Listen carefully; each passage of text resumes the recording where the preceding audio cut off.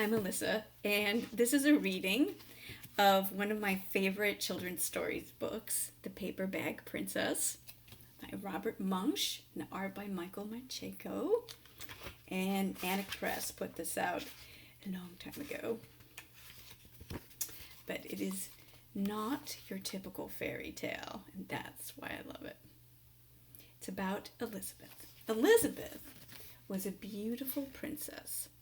She lived in a castle, and she had expensive princess clothes, and she was set to marry a prince named Ronald, which if you didn't get a chance to see him, there he is. Unfortunately, one day a dragon came and smashed her castle. He burned all her clothes, and he carried off Prince Ronald. There he is. That's what happened. A very unfortunate turn of events. Elizabeth decided to chase after that dragon and get Ronald back. But she looked everywhere for something to wear, and the only thing she could find was a paper bag. Everything else was burnt. So she just put on the paper bag, and then she set out to follow that dragon.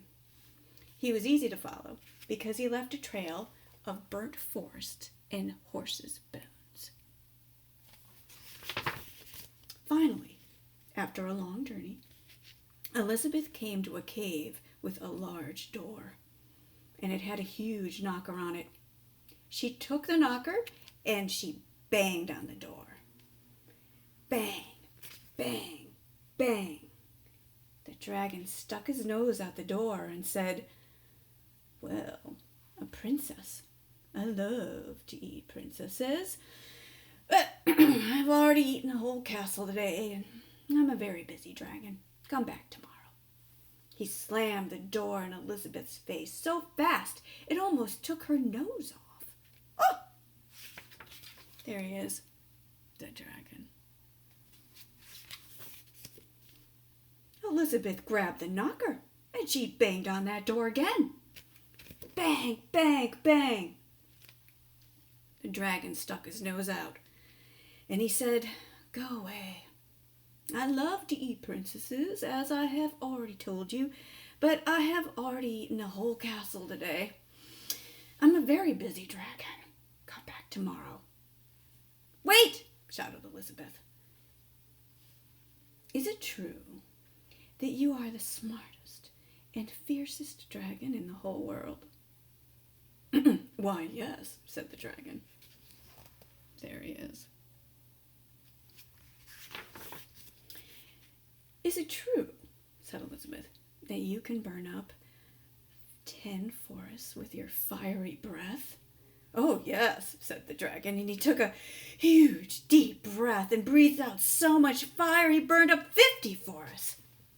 "Oh, wow." "Fantastic," said Elizabeth. And the dragon took another huge breath and breathed out so much fire he burned up 100 forests.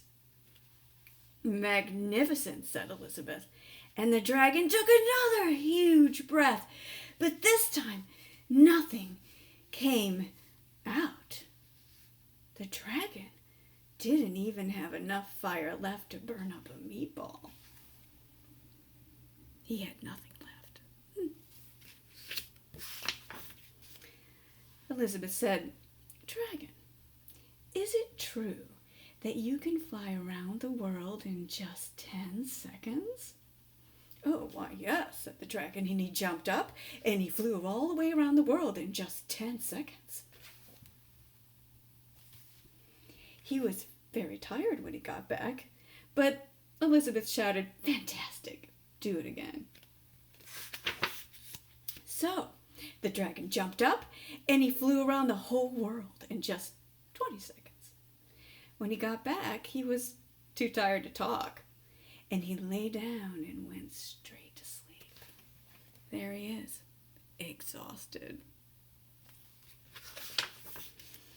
Elizabeth whispered very softly, "Hey, dragon." The dragon didn't move at all. Then she lifted up the dragon's ear and she put her head right inside. She shouted as loud as she could, "Hey, dragon!" was so tired he didn't even move. There he is, conked out. Elizabeth walked right over the dragon, and she opened the cave door, and there was Prince Ronald. He looked at her and said, "Elizabeth, you're a mess. You smell like ashes, your hair is all tangled, and you are wearing a dirty old paper bag. Come back when you look like a real princess."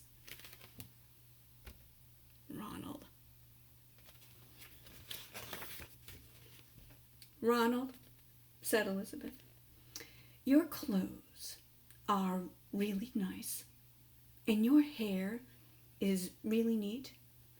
You may look like a prince, but you are a bum. And they didn't get married.